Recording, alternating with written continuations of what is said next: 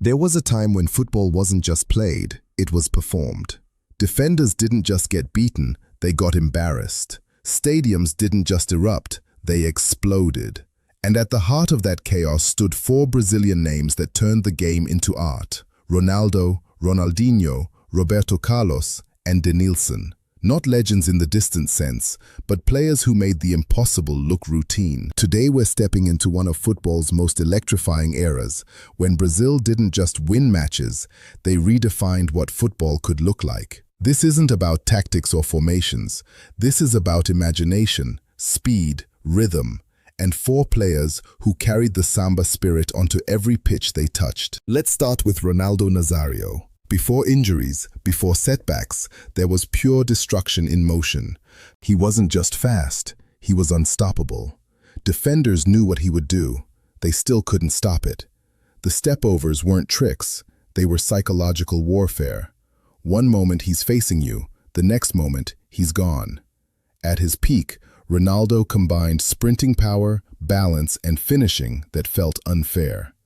At the 2002 World Cup, he didn't just return, he reclaimed football itself, finishing as the tournament's top scorer and carrying Brazil to the title. He didn't play like he was part of the system bent around him.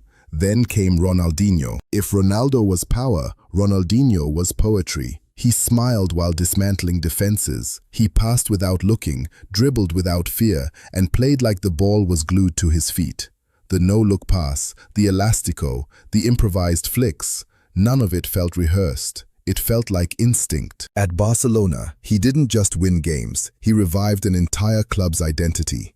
Even opposition fans applauded him. That's rare in football, almost impossible. His genius wasn't just skill, it was joy. Pure, contagious joy. Now consider Roberto Carlos, a defender who behaved like a winger who struck the ball like a cannon.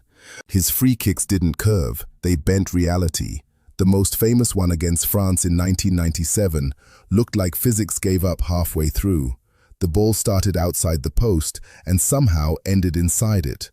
But Roberto Carlos wasn't just about highlights. He had endless stamina, fearless tackling, and a relentless attacking drive. He redefined what a fullback could be, not support, but threat. Then there's Denílson de Oliveira Araújo. Denílson was different. Not always the headline scorer, but possibly the most hypnotic dribbler of them all. He didn't just beat defenders, he danced around their confidence. Stepovers, feints, sudden direction changes. He turned tight spaces into playgrounds.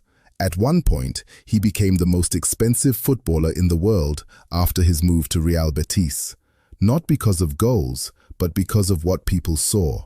A player who could make defenders look completely lost without breaking a sweat. He represented the idea that football didn't need to be efficient to be beautiful. What ties all four together isn't just nationality, it's philosophy. Brazilian football, during this era, was built on expression, risk-taking, creativity over caution. These players didn't wait for permission from the game, they rewrote its rules in real time. Ronaldo broke structure with speed. Ronaldinho broke logic with joy. Roberto Carlos broke physics with power. Denílson broke balance with movement. Different styles, same result. Defenders left questioning reality. Today's football is more system-driven, more disciplined, more structured. But there will always be clips, memories, and moments that remind us of a different time, when four Brazilian artists turned stadiums into stages. And for a brief, unforgettable era, football didn't feel like sport. It felt like magic.